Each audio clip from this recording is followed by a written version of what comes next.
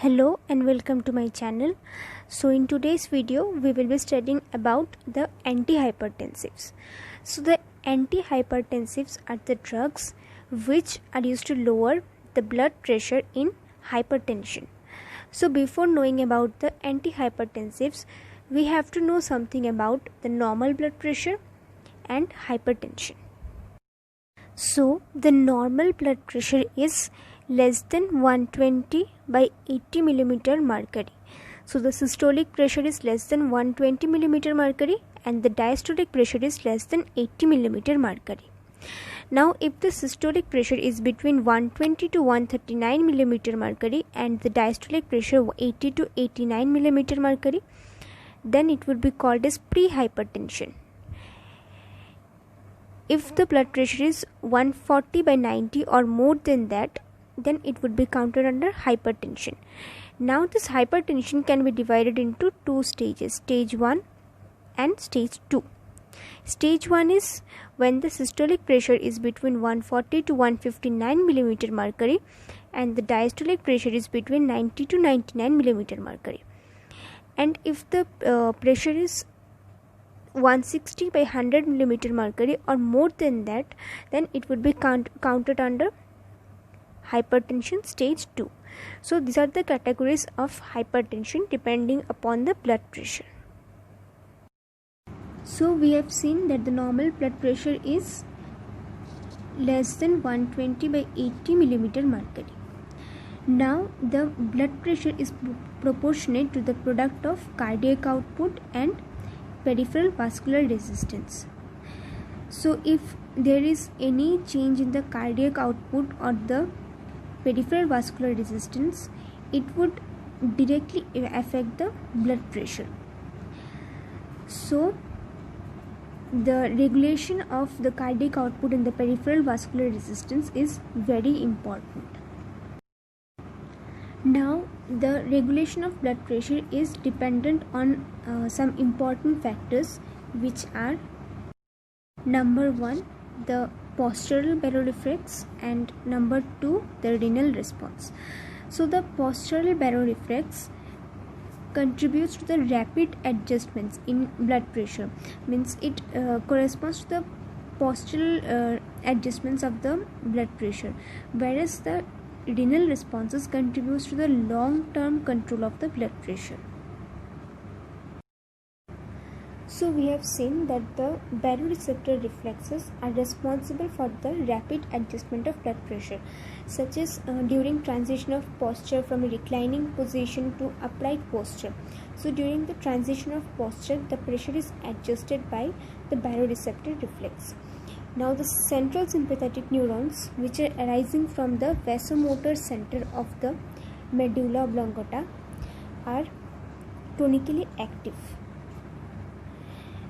Now if there is an increase in blood pressure, then the baroreceptors present in the carotid sinus would be activated, because if there is an increase in blood pressure, then there would be a stretch in the vessel wall. Due to this, the baroreceptor would be activated. So this activated baroreceptor would in turn inhibit the central sympathetic outflow. As a result of this, the alpha receptor present in the blood vessel would not be stimulated, since the central sympathetic outflow is inhibited. So the alpha receptors present in the blood vessel would not be stimulated.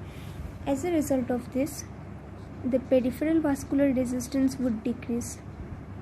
Similarly, since the central sympathetic outflow is inhibited, so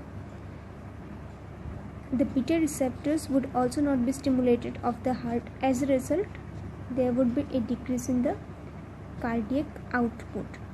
So due to this decrease in the cardiac output as well as decrease in peripheral vascular resistance, the product of these two would also decrease. As a result, the blood pressure would decrease. So the blood pressure would be back to normal. So this is the way by which the baroreceptor reflex functions. Next, we had seen that the other factor responsible for controlling the blood pressure is the renal response. So we had seen that the renal response is primarily responsible for the long-term control of blood pressure. Now, if there is a decreased BP, as a result of this, the JG cells which are present in the kidney would be stimulated via the beta-1 receptors. As a result of this, renin would be released. Now, this renin functions to convert the angiotensinogen into angiotensin 1. This angiotensin 1 is then converted into angiotensin 2 by ACE, which is released from the lung epithelium, which is released from the pulmonary epithelium.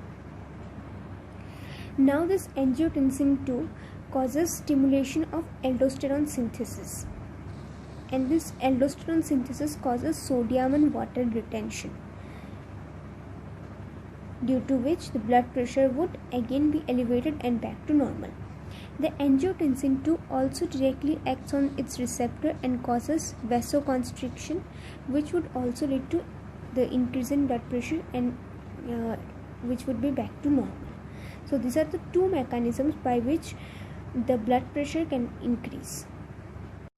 So combining these two regulatory factors, we can see that the blood pressure mainly depends on the baroreceptor reflex, which controls the central sympathetic outflow, and it depends on the renal responses, which leads to sodium and water retention, as a result of which the blood pressure increases, or it may also lead to vasoconstriction, due to which again the blood pressure would increase.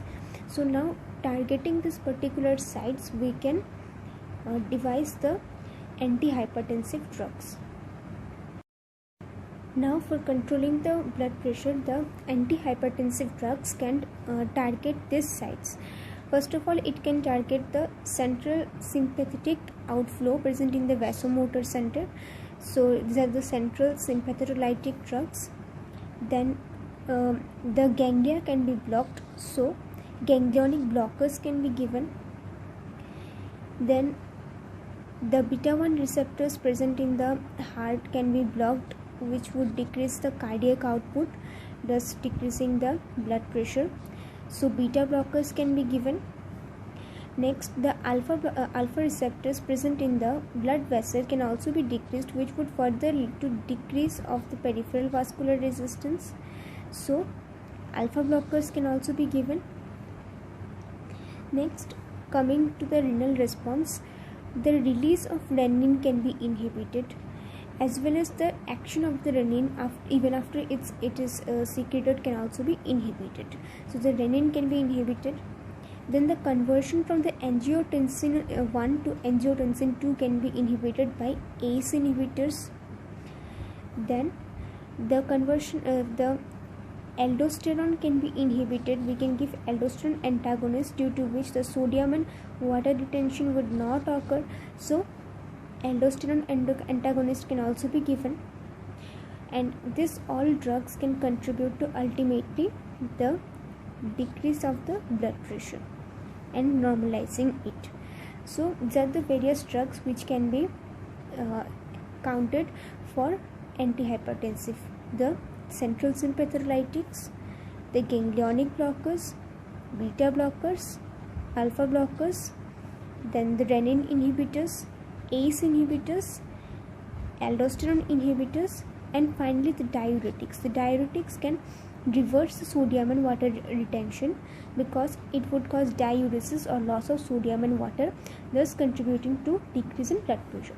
So these are all the drugs which can be used for controlling the hypertension.